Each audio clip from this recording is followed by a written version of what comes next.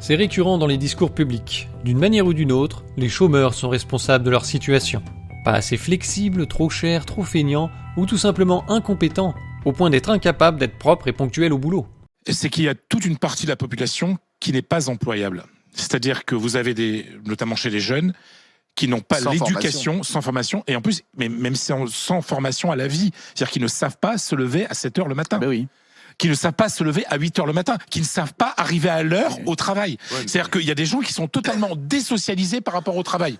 C'est-à-dire qu'ils sont aujourd'hui inemployables.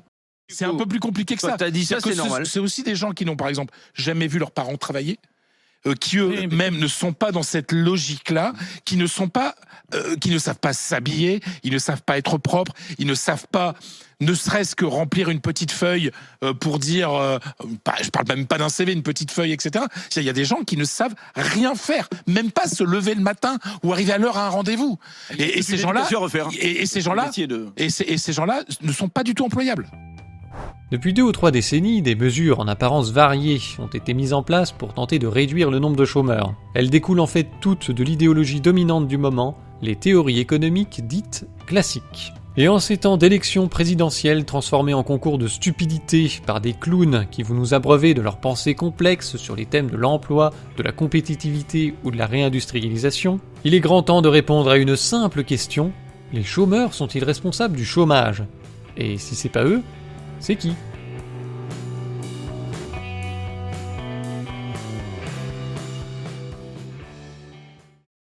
Pour les économistes classiques, la société est remplie d'homo economicus, des agents économiques dont l'intégralité des décisions sont parfaitement informées, rationnelles et visent à maximiser leur intérêt personnel. Ils considèrent aussi que le marché du travail répond à la loi de l'offre et de la demande, dont la rencontre permet de fixer un prix pour chaque travail. Un prix qui permet forcément d'équilibrer l'offre et la demande. Ce présupposé a donc une conséquence importante. Selon cette idéologie, la seule cause du chômage possible serait un coût du travail trop élevé, causé par diverses réglementations qui empêcheraient le marché d'atteindre ce prix d'équilibre.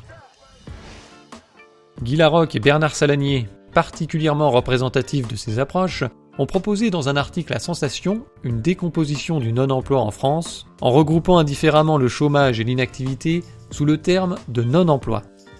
Ils répartissent alors les personnes non employées en 3 groupes, qu'on va appeler pour faire simple, les assistés, les non compétitifs et le chômage de friction. Cette dernière catégorie rassemblant les 3, 4, 5% de chômage incompressible, parce que les gens perdent leur emploi, démissionnent, se réorientent, leur métier a disparu, etc. On va donc s'intéresser aux 2 premières catégories qui ne devraient pas exister, les assistés et les non compétitifs, qui concentrent les 3/4 des chômeurs. Des chômeurs qui seraient tombés dans des trappes à pauvreté à cause de mesures désincitatives au retour à l'emploi qui désorganisent le marché du travail et l'empêchent d'atteindre ce fameux prix optimal qui permet d'équilibrer l'offre et la demande. Certaines mesures rendent le travailleur non compétitif et désincitent les entreprises à les embaucher. C'est le non-emploi classique. Il concerne ceux dont la productivité est faible et devrait conduire leurs employeurs potentiels à les payer en dessous du SMIC, ce qui n'est pas possible. D'autres mesures transforment le demandeur d'emploi en assisté. Le non-emploi volontaire est le fait de personnes qui seraient désincitées à reprendre un travail compte tenu du faible avantage que procurerait une reprise d'activité par rapport aux prestations sociales et à leur avantage annexe. Moi je fais un constat qui est de dire tout le système social. On met trop de pognon, on déresponsabilise et on est dans le curatif. Et donc, toute notre politique sociale, et c'est pour ça que j'ai besoin de vous, mutualistes, c'est qu'on doit mieux prévenir, ça nous coûtera moins ensemble. Et on doit mieux responsabiliser tous les acteurs. Donc vous êtes. Moi je pense que c'est ça le truc. Prévenir, responsabiliser. La politique sociale, regardez. On met un pognon de dingue dans des minima sociaux, les gens ils sont quand même pauvres. On n'en sort pas. Les gens qui naissent pauvres, ils restent pauvres. Ceux qui tombent pauvres, ils restent pauvres. On doit avoir un truc qui permet aux gens de s'en sortir. En apparence, il s'agit de permettre aux gens de sortir de la pauvreté grâce à un retour à l'emploi. Un beau programme sur le papier, mais de quel emploi parle-t-on? Parce que si effectivement il y a de plus en plus de gens qui préfèrent rester au chômage puis aux minima sociaux au lieu de reprendre un travail, ça veut peut-être dire que la qualité des emplois qu'on leur propose se dégrade et qu'il n'est pas économiquement intéressant de les accepter. Si vous avez le privilège immense de toucher le chômage moyen, c'est-à-dire 800 € par mois, et qu'on vous propose un CDD d'1 mois, à tiers-temps, avec des horaires décalés et à pétaouchnok, évidemment que c'est pas intéressant de l'accepter. évidemment que vous allez attendre une meilleure offre. Et ça, c'est mal. Ça fait de vous un branleur confit dans l'assistanat. L'idéologie des économistes classiques propose donc de réduire ou de supprimer le chômage et les minima sociaux pour obliger ces inactifs volontaires à accepter un boulot financièrement pas intéressant. Il ne s'agit donc pas de lutter contre la pauvreté, ça revient simplement à remplacer des oisifs pauvres par des travailleurs encore plus pauvres. Mais un travailleur pauvre, ça reste un chômeur de moins, et c'est ça qui les intéresse.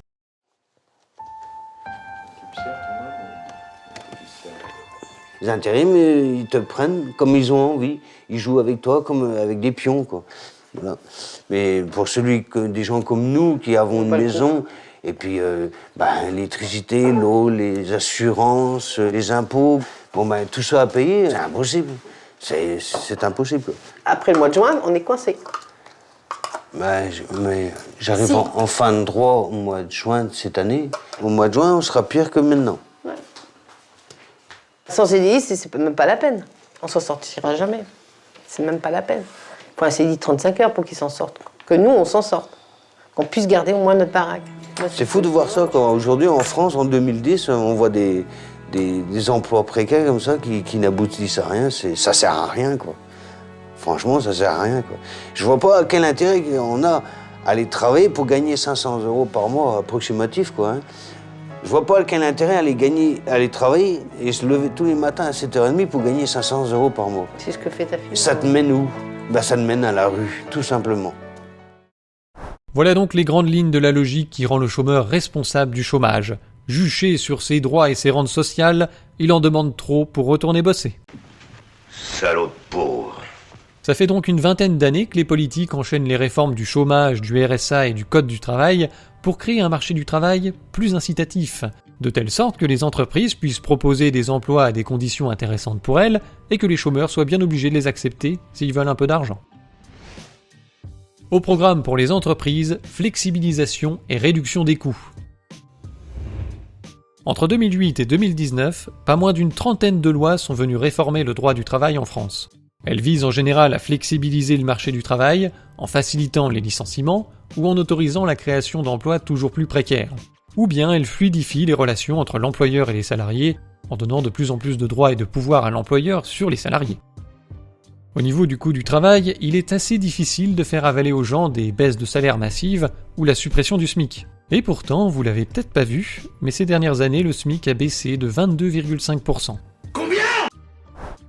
Le cumul des réductions Fillon et du CICE offre aux employeurs une réduction générale des cotisations patronales qui s'élève à 479,70 € par mois. Au lieu de payer 2140 € pour un smicard à 35 heures, l'employeur ne paye que 1660.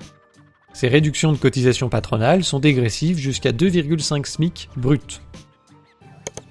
Alors maintenant qu'on a dit ça, si vous suivez bien cette vidéo, vous avez dû voir que la réduction indiquée est de 513,92 €, donc supérieure de 34,22 € au chiffre que je viens de vous donner, et que j'avais pourtant pris sur le même site il y a quelques jours.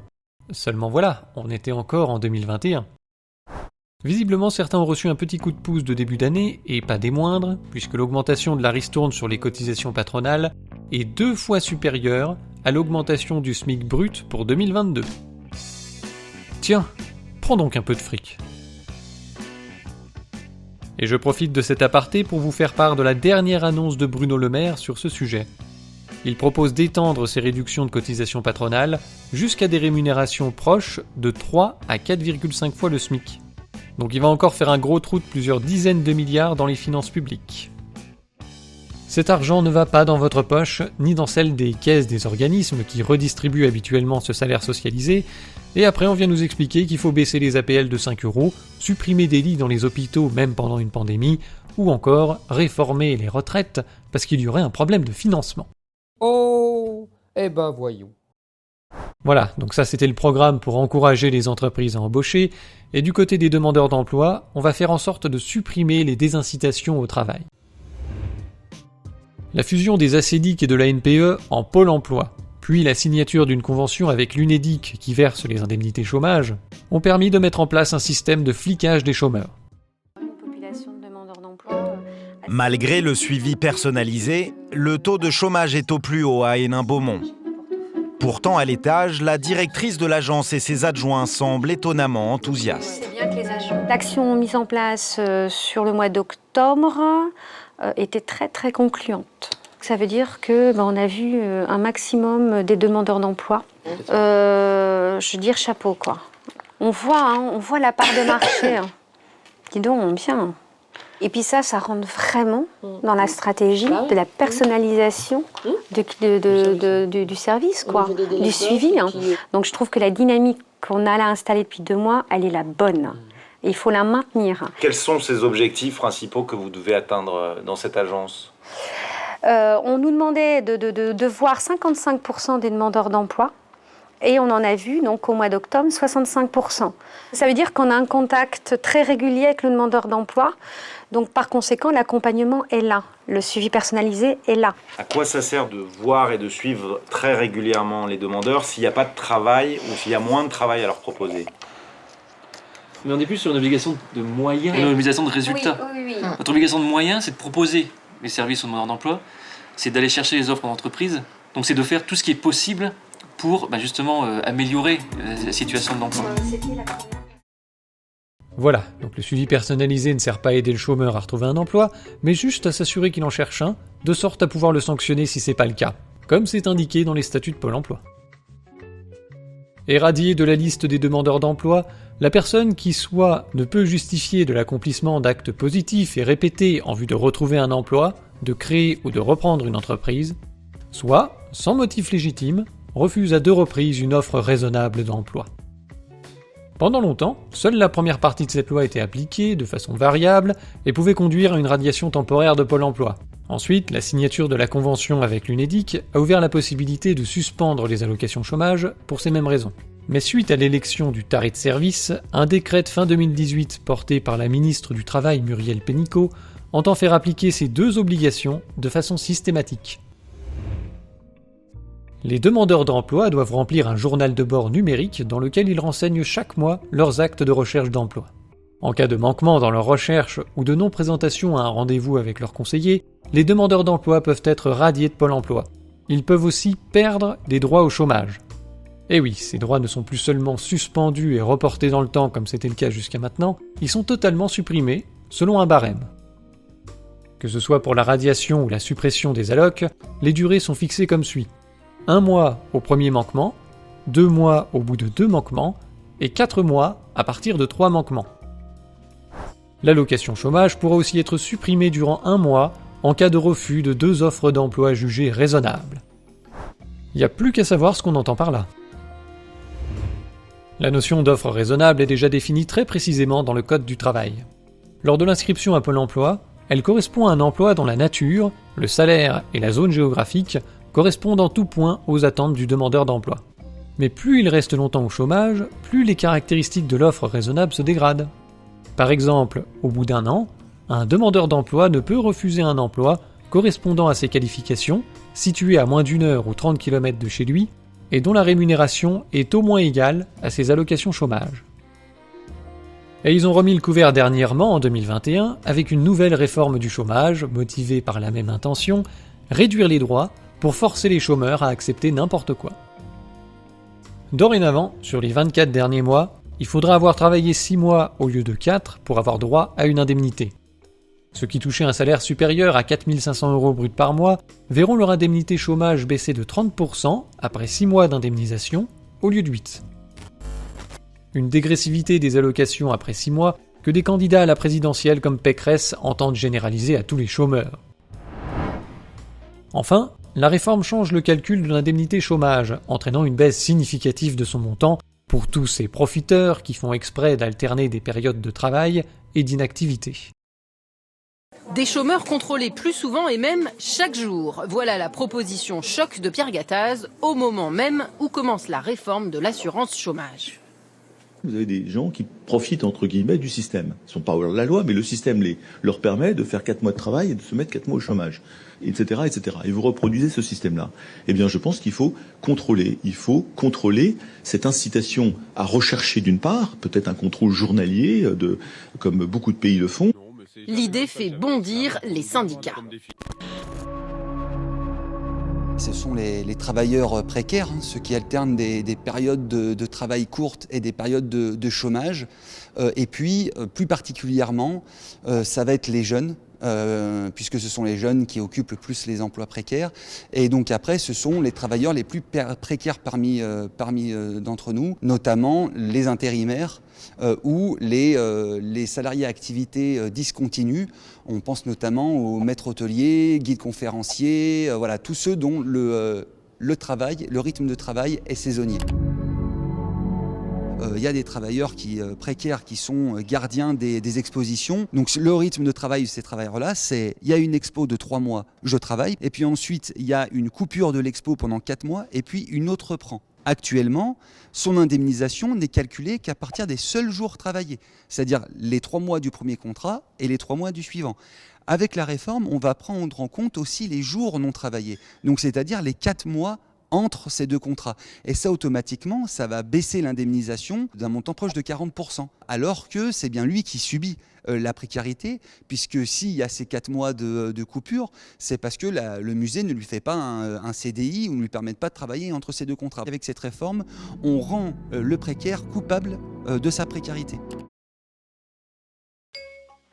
En rayon des stupidités libérales, il y en a une qui m'amuse beaucoup.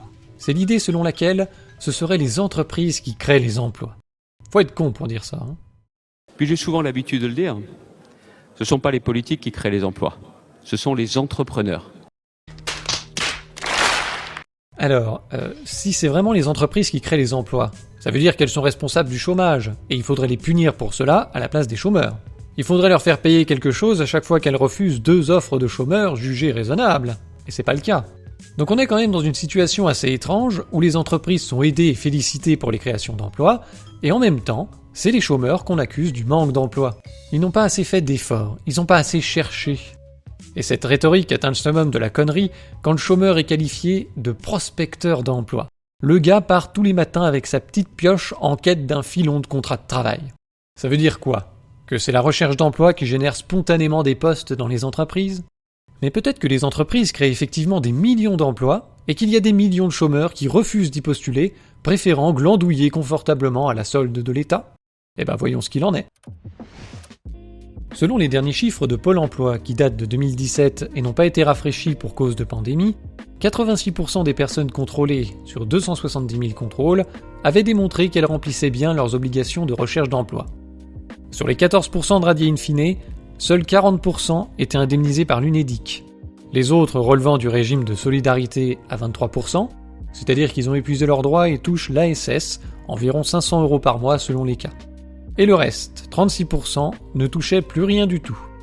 Tout ça permet d'en conclure qu'au moins 94% des personnes qui touchent une indemnité chômage sont en recherche active d'emploi. Mais alors, comment expliquer qu'il y ait des centaines de milliers d'emplois vacants ? 1 million même selon Pôle emploi. Des millions ? Dont la moitié serait en CDI. Ah, c'est bien la preuve que les gens veulent pas bosser. Des millions, vous êtes charmante. Mais vous voyez ce que ça fait déjà 1 million, Armina ? En fait, c'est surtout la preuve que Pôle emploi ne contrôle pas les annonces parce que ce chiffre est totalement bidon. En 2018, la CGT avait mené une étude sur 1708 offres présentes sur le site de Pôle emploi. Il s'est avéré que 50% d'entre elles contenaient des mentions illégales au regard du droit du travail ou du règlement de Pôle emploi. Les tromperies sont nombreuses.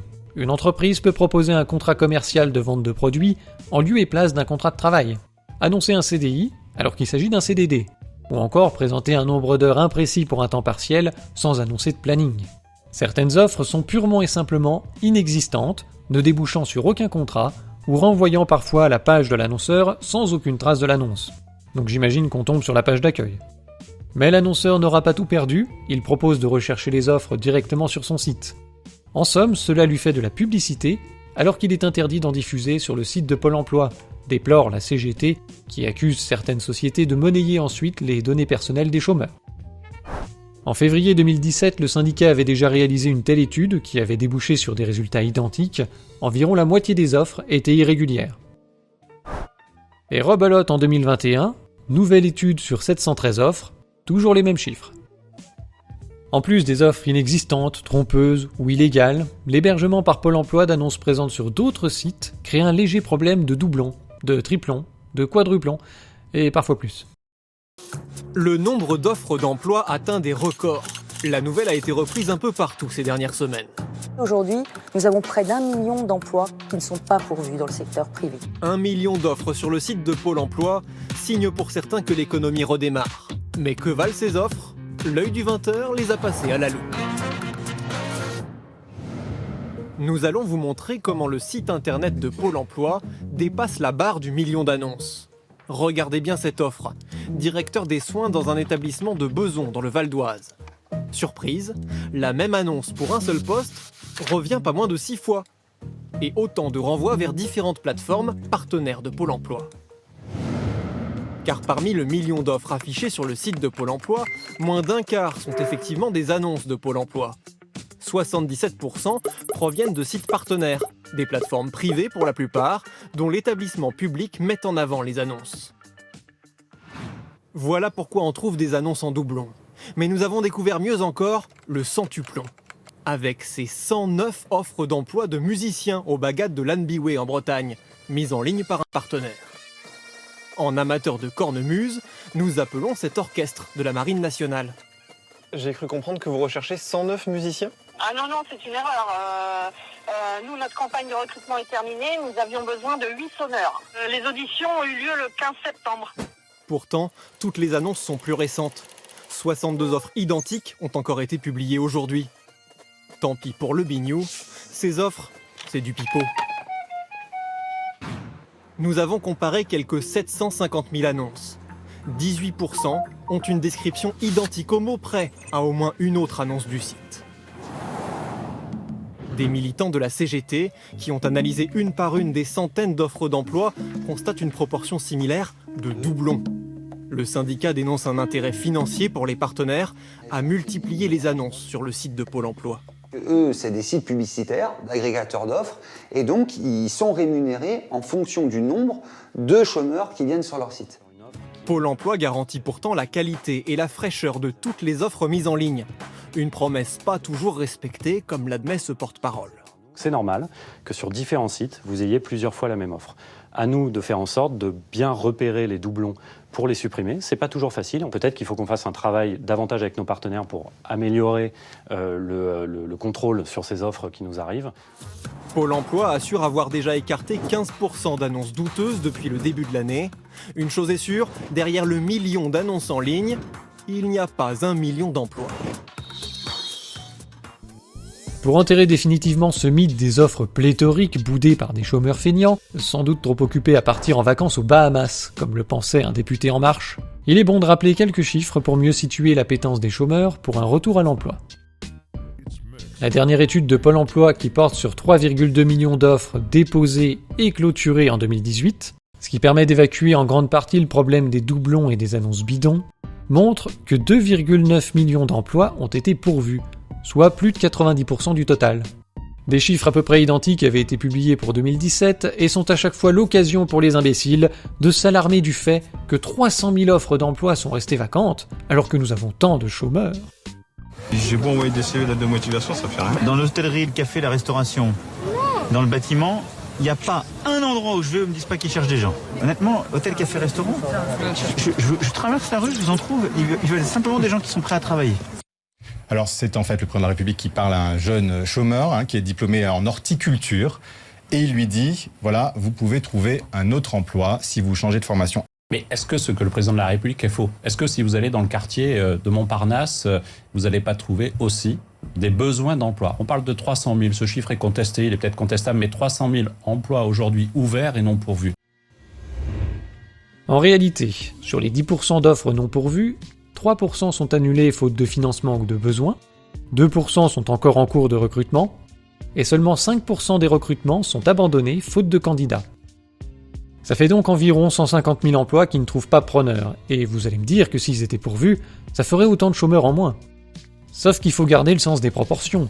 Il y a 3,5 millions de chômeurs de catégorie A, soit 23 fois plus que le nombre d'offres d'emploi non pourvues. Et si on compte les catégories A, B et C, ça fait 5,8 millions de personnes, 39 fois plus. Alors maintenant, il faut quand même rentrer dans le détail de ce chiffre, parce que la plupart de ces 150 000 offres ont bel et bien reçu des candidatures. Et si ces emplois sont restés non pourvus, c'est principalement pour deux raisons. Soit l'employeur n'a pas trouvé de candidat à la hauteur de ses exigences en termes de qualification ou d'expérience, soit c'est le candidat lui-même qui n'est pas intéressé par l'offre parce qu'elle n'est pas assez attractive. C'est même parfois carrément de la merde, à tel point qu'effectivement, il y a quelques dizaines de milliers d'offres qui ne reçoivent pas la moindre candidature. Selon les employeurs, le déficit d'image du poste proposé, les contrats courts, les horaires décalés ou la faible rémunération sont les principales raisons du manque de candidats pour certains postes. Et à mon avis, c'est particulièrement vrai quand ces 4 raisons se cumulent. Donc, pour résumer, même si ces 150 000 emplois non pourvus étaient pourvus, il resterait 96% des chômeurs de catégorie A qui n'auraient structurellement aucune chance de retrouver un emploi parce qu'il n'y a pas assez d'offres. Et c'est pas la recherche d'emploi qui crée les offres spontanément dans les entreprises. Mais on va quand même leur casser les couilles tous les mois à justifier de recherche d'emploi, à remplir un journal de bord, à les sanctionner s'ils ne le font pas, alors que c'est totalement inutile. Une telle politique est donc à la fois stupide et ignoble. 2 qualificatifs qui vont tellement bien à notre classe politique. Et il serait tout aussi stupide de reprocher aux chômeurs leur refus de certaines offres jugées pas assez attractives. Une stupidité allègrement étalée par l'IREF, un think tank européiste dans la droite ligne de ce qu'est l'UE, une révolution de professeurs et de banquiers. Un think tank qui milite pour l'exploitation des pauvres et l'évasion fiscale. Un programme habilement renommé « Liberté économique et concurrence fiscale ». Le décor laissant présager du pire, c'est effectivement dans l'indignité et la bêtise la plus totale que l'IREF a publié un article pleurnichard sur les pénuries de main-d'œuvre de l'été 2021. Reprenant le chiffre bidon de 300 000 emplois non pourvus, il s'indigne des difficultés de recrutement dans le BTP, l'hôtellerie et la restauration et les services à la personne. C'est-à-dire le top tiers des secteurs qui proposent des emplois cumulant les défauts cités précédemment, déficit d'image, contrats courts, horaires décalés, faible rémunération et on pourrait même ajouter pénibilité.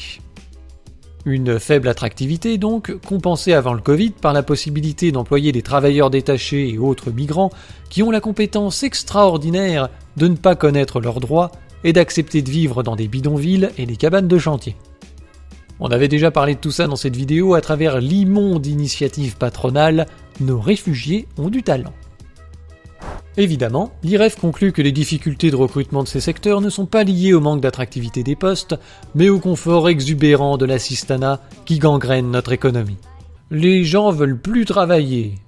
Vous allez pouvoir redonner aux jeunes l'envie d'aller travailler dans l'industrie, la fierté, la dignité à des personnes en situation de handicap, à des femmes en reconversion, la fierté de travailler dans l'entreprise, la fierté de travailler dans l'usine, pour qu'on dise que lorsque tu vas sur une ligne de production, c'est pas une punition, c'est pour ton pays, c'est pour la magie, et c'est ça que vous pouvez rendre possible. Je vous remercie.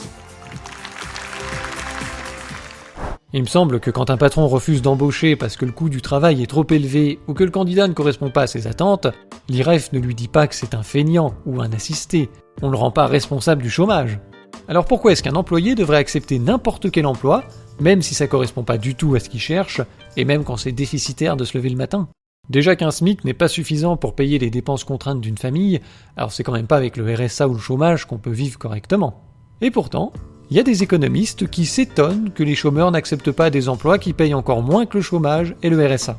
Ils s'imaginent que la seule cause du refus serait le montant trop élevé des allocations qui désinciterait au travail. Ce serait pas le travail qui serait pas assez payé par hasard. Alors tout ça finit quand même par poser question parce que dans l'expression salaire minimum et minima sociaux, quelle partie du mot minimum ces gens n'ont pas compris ? Eh bien tout en fait. Cette notion de minimum pour vivre ne fait carrément pas partie de leur vocabulaire pour une raison stupide. Pour que leur théorie du marché de l'emploi tienne debout, ils sont obligés de considérer que le travailleur n'a pas besoin de travailler pour vivre. Dans leur monde magique, les entreprises proposent un salaire pour un poste et les travailleurs ne font qu'arbitrer entre temps de travail et temps de loisirs. S'ils travaillent, ils ont de l'argent pour consommer, mais il leur faut aussi du temps libre pour en profiter. Donc, plus les conditions et le salaire est intéressant, plus les travailleurs seront prêts à abandonner leur temps libre pour aller bosser pour une entreprise. Le marché du travail est donc une négociation poste par poste entre des entreprises qui veulent payer le moins possible pour un travail et des travailleurs qui veulent se faire payer le plus possible pour leur temps libre.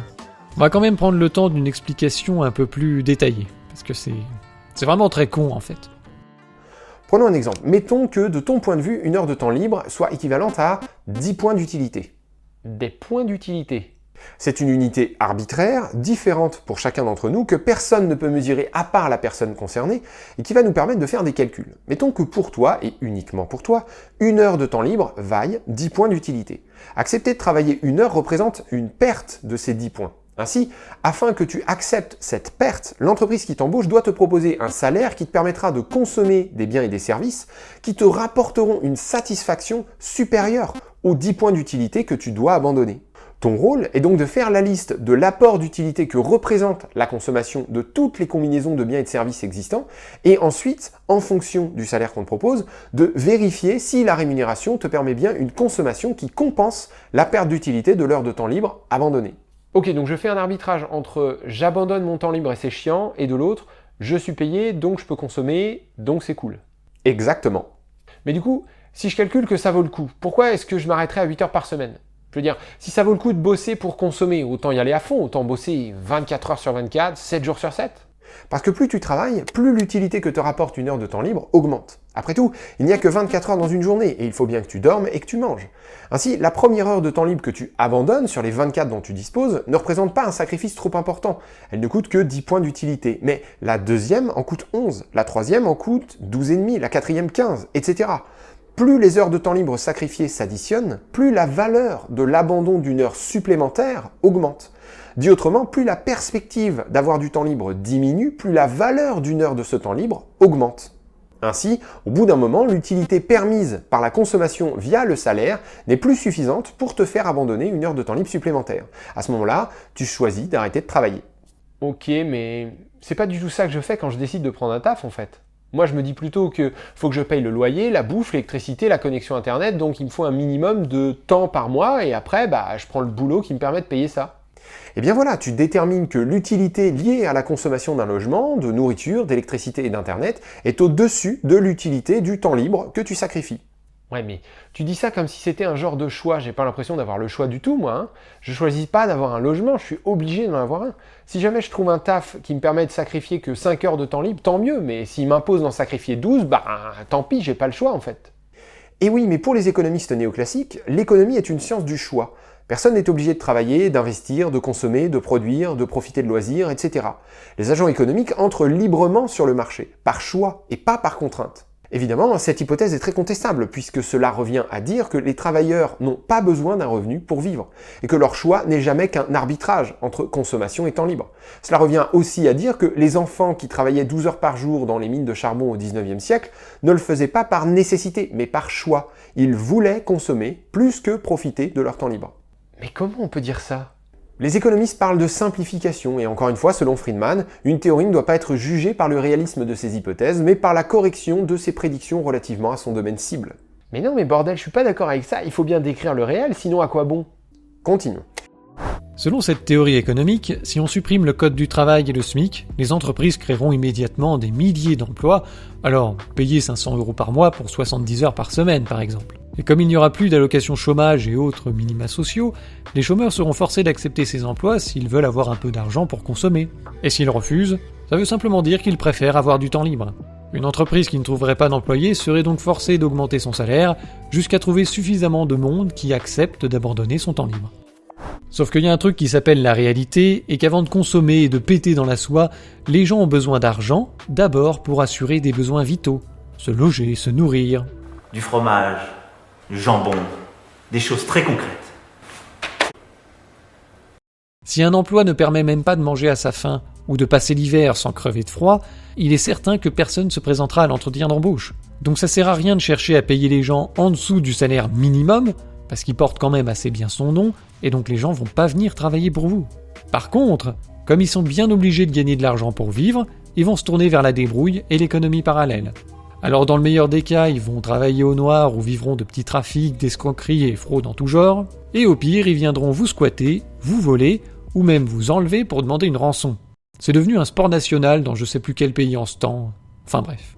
Ce genre de petits tracas sont quotidiens dans de nombreux pays où les pauvres sont livrés à eux-mêmes, enfin je veux dire, où le marché du travail est dérégulé et où les travailleurs sont libérés des affres de l'assistanat. Ah, vous croyez que c'est une plaisanterie ? Ben non, c'est vraiment comme ça que le gouvernement présente son action. La réforme du chômage de 2018 qui durcit le flicage des chômeurs, ils ont appelé ça la loi du 5 septembre 2018 pour la liberté de choisir son avenir professionnel. Oh, eh ben voyons. Vous êtes victime de l'assistanat et Macron vient vous libérer. Oui, vous serez des travailleurs pauvres, et parfois très pauvres, mais vous aurez la liberté de choisir l'employeur qui vous exploitera.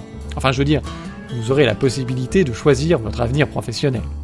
Le résultat de cette politique, c'est la création d'une fracture majeure entre les pauvres et tous ceux qui ont un emploi ou un peu de sous et qui se sentent obligés de se planquer dans des ghettos de riches ou de classe moyenne.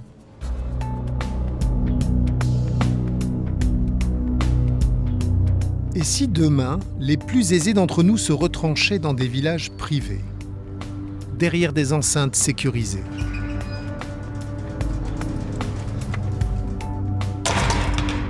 On se connaît tous. Maintenant, on est tranquille. Je veux dire, on peut laisser la porte ouverte, personne ne peut rentrer. Il n'y a aucun problème. On n'a peur de rien.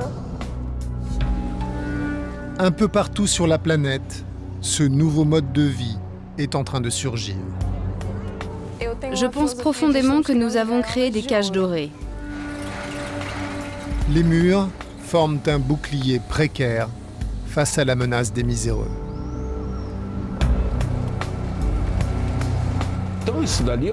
Vous savez, ces murs, c'est une fausse sécurité. Ils sont 400 000, nous on est 10 000. S'ils descendent, rien ne les arrêtera. Jamais très loin des zones surprotégées s'étendent les quartiers abandonnés. Murs politiques, murs religieux, mais surtout murs sociaux.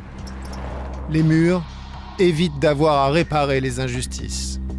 Moins l'État s'engage pour le bien commun et plus les murs poussent, plus les ghettos se forment et la police se privatise.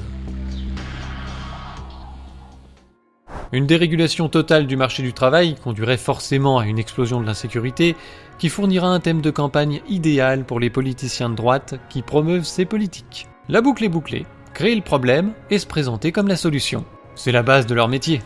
Mais il faudra aussi s'attendre à une crise économique majeure, parce que les dérégulations s'appliqueront aussi à tous ceux qui sont déjà en poste. Donc vous pourrez vous faire virer d'une minute à l'autre sans ménagement ni indemnité pour être remplacé par n'importe qui prêt à travailler un peu moins cher que vous. Donc c'est toute l'échelle des salaires dans la plupart des secteurs qui va être tirée vers le bas, entraînant une chute considérable de la demande, conduisant elle-même à des licenciements et des fermetures d'entreprises, donc à plus de chômage. Et s'il y a plus de chômeurs, les salaires baissent, donc baisse de la demande, licenciements, etc. Et voilà, on a créé un joli cercle vicieux de destruction de l'économie. Si vous avez besoin de plus de détails, je vous renvoie à ma vidéo sur la relocalisation, où j'explique pourquoi les politiques de baisse du coût du travail pour améliorer la compétitivité et faire revenir les emplois ne peuvent que mener à un suicide économique. Toutes ces explications sur ce problème de minimum vital peuvent se résumer à une question très simple. Qu'est-ce qui se passe si le salaire maximum que les entreprises peuvent proposer pour un poste afin d'être rentable est inférieur au salaire minimum nécessaire à la survie physique du travailleur ?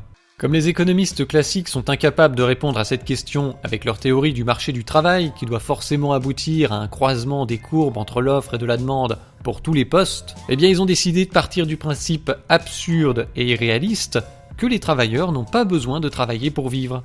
Ils travailleraient uniquement pour agrémenter leur temps libre de quelques loisirs payants. Ça simplifie bien les choses, hein. On s'accordera à dire que ceux qui passent leur vie à construire des théories économiques sur des hypothèses aussi foireuses ne peuvent être considérés que comme un mélange subtil de branleurs et d'abrutis. Mais il y a pire, ceux qui jugent ces théories bonnes à être appliquées dans la réalité, et qui le font. Et c'est maintenant d'eux qu'on va parler. Alors il est grand temps de répondre à notre fameuse question. Est-ce que les chômeurs sont responsables du chômage ? Eh bien à l'issue de cette vidéo, il est évident que la réponse est non. On a vu que la quasi-totalité des emplois trouvent preneur, et quand il y a des offres non pourvues, leur nombre est marginal, et c'est dû en grande partie au manque d'attractivité du poste, ou bien au manque de candidats qualifiés. Le nombre de chômeurs prêts à reprendre un travail qui peut payer les factures est largement supérieur au nombre d'offres d'emploi réelles. Donc il n'y a pas des millions d'offres d'emploi disponibles boudées par des chômeurs feignants et sclérosés dans l'assistanat, dont il faudrait les libérer par un immense coup de pied au cul. Alors pour autant, le stéréotype du chômeur qui profite du système, qui fait exprès de se mettre au chômage, qui veut pas travailler, qui a une employabilité désastreuse, etc., il existe. Même s'il est marginal, il existe. Mais là aussi, je vois pas l'intérêt de les fliquer et de supprimer leur chômage. Parce que ça veut dire quoi en fait ? Vous avez envie qu'ils vous envoient leur CV ? Vous avez envie de les embaucher, vous ? Je crois pas, hein. Mais bon, faut bien qu'ils vivent de quelque chose. Alors vous n'êtes pas sensible à la survie des nécessiteux qui ne feraient pas forcément ce qu'il faut pour s'en sortir, mais faut bien vous dire que le chômage et les minima sociaux, ça permet d'acheter la paix sociale à pas cher. Et aussi d'avoir à gérer et à payer dans votre entreprise des gens qui n'ont aucune envie d'être là. Donc il vaut peut-être mieux leur donner le minimum vital. Ça coûte pas cher et ils vous foutent la paix. Et le jour où ils en voudront plus, eh bien ils seront volontaires pour aller travailler, à condition qu'il y ait des emplois. Alors je sais que certains vont trouver ça cynique comme raisonnement, mais ça fait partie de la vérité. Et pour tous ceux qui s'agaceraient qu'on donne des sous à des gens qui foutent rien, si vous enviez leurs conditions, vous avez qu'à les rejoindre. Je pense qu'au lieu de transformer les pauvres en miséreux par frustration, vous devriez vous demander ce qu'il faut faire pour qu'un travail paye mieux ou soit plus épanouissant. Vous semblez oublier en effet, mes amis, que vous n'êtes que des salariés, c'est-à-dire les êtres les plus vulnérables du monde capitaliste, des chômeurs en puissance. Le chômage.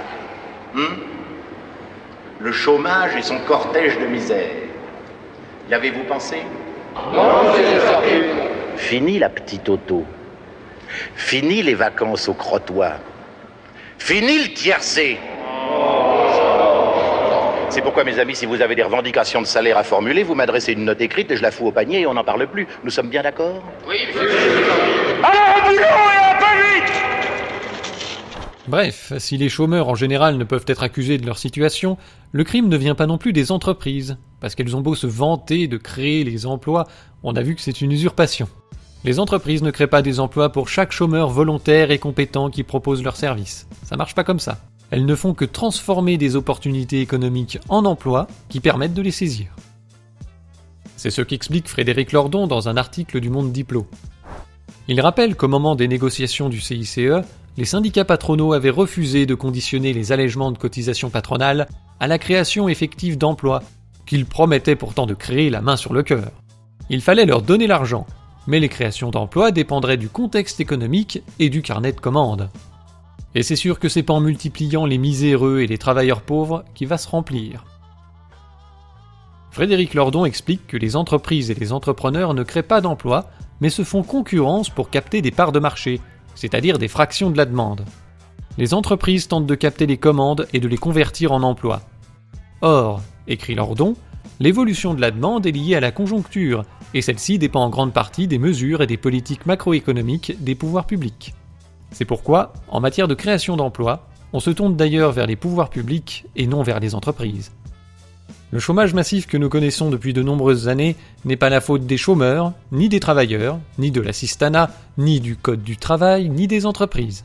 Il est causé par le contexte économique global, le niveau de la croissance mondiale, les crises économiques, les conflits, le coût des matières premières ou de l'énergie, etc. Et il est causé en majeure partie par l'incapacité des politiciens à organiser correctement l'économie nationale et à prendre des mesures pour surmonter les difficultés exogènes du contexte mondial. En fait, c'est même pire que de l'incapacité, parce qu'aujourd'hui on a toute une classe politique, particulièrement à droite, qui considère que c'est même pas son boulot. Ça fait même des décennies qu'ils délèguent leurs responsabilités à des institutions supranationales. Aujourd'hui, la monnaie est gérée par la BCE. La politique commerciale extérieure est la compétence exclusive de l'Union européenne. La fiscalité des entreprises se négocie à l'OCDE pour le plus grand bien des multinationales, et un grand nombre de décisions dans des domaines essentiels à l'économie, comme l'énergie, l'éducation, l'aménagement du territoire ou les marchés publics, sont décidés dans des organisations internationales et parfois sont même fixés dans le marbre de ces traités internationaux, que ce soit ceux de l'UE, de l'OMC ou d'autres traités de libre-échange. On a donc des politiciens qui reprochent aux chômeurs de ne pas vouloir travailler, alors qu'en réalité, la plupart des chômeurs subissent les conséquences de l'incompétence et de la fainéantise des politiciens. Puis j'ai souvent l'habitude de le dire. Ce ne sont pas les politiques qui créent les emplois. Ce sont les entrepreneurs. Mais vous fumez, monsieur. Le reproche s'applique à ce pauvre Bertrand comme à la plupart des politiciens et des candidats à la présidentielle, tout particulièrement à droite. Que ce soit Macron, Pécresse, Le Pen ou Zemmour, ils proposent tous de réduire le chômage avec des mesures issues de la théorie économique classique. Flicage des chômeurs et baisse du coût du travail. Et comme le problème se situe ailleurs, eh bien ça n'a strictement aucune utilité dans la lutte contre le chômage. Mais ça permet à des politiciens de petit calibre de faire des chômeurs les boucs émissaires de leur incompétence. Un peu comme ceux qui reprochent aux non-vaccinés d'être responsables de la saturation des hôpitaux après avoir fermé des dizaines de milliers de lits. Le problème du chômage structurel de masse se situe davantage dans la financiarisation de l'économie et ses conséquences, dans l'évasion fiscale, dans la concurrence internationale déloyale, qu'elle soit monétaire, sociale ou environnementale, dans l'instruction et la formation professionnelle défaillante, dans des gaspillages d'argent public considérables, notamment dans les subventions aux ENR, etc. etc.